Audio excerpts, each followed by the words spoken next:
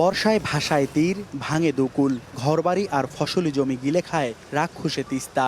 গ্রীষ্মে ঠিক বিপরীত চিত্র, পানির অভাবে নদীর বুকে ধুধু বালুচর, অনাবাদি শত শত হেক্টর জমি।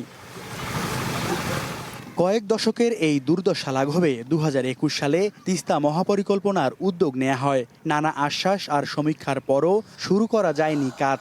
শুক্রবার নীলফামারীর ডালিয়া, তিস্তা ব্যারেজ ও নদী ভাঙন প্রবণ এলাকা পরিদর্শনে গিয়ে ফের প্রতিশ্রুতি দিলেন মন্ত্রী প্রতিমন্ত্রীরা।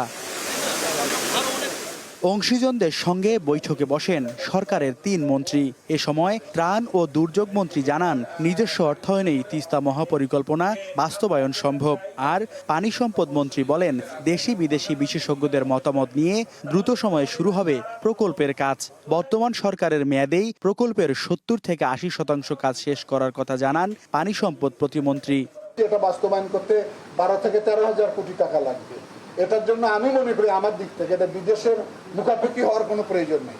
এটা আমাদের জিও ফান্ড থেকে আমরা এটা করতে পারবো। মাননীয় প্রধানমন্ত্রীর উপর আস্থা রাখবেন, কারণ উনি একাধিকবার উচ্চারণ করেছেন যে আমি তিস্তা মহাপরিকল্পনা বাস্তবায়ন করব। শুধু একটা বিদেশি টিম হয়তো আসবেন, আমরা আমাদের দেশীয় টিম, টেকনিক্যাল টিম এখানে কাজ করছি, ফিজিবিলিটি স্টাডির ব্যাপার আছে।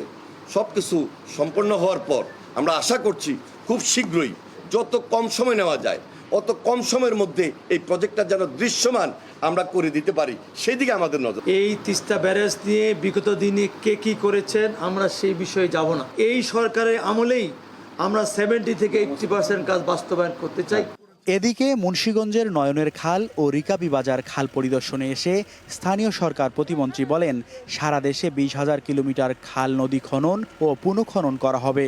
এই খাল পুনঃখনন সংস্কার চলবে, অবৈধ উচ্ছেদ চলবে এবং এই খালের ব্যাপারে আমরা পরিকল্পনা করছি খালের 2 পাশে রিটার্নিং ওয়াল বা গাইড ওয়াল এবং ফুটপাত করে দিয়ে যাতে সৌন্দর্য বর্ধন করে দেওয়া যায়।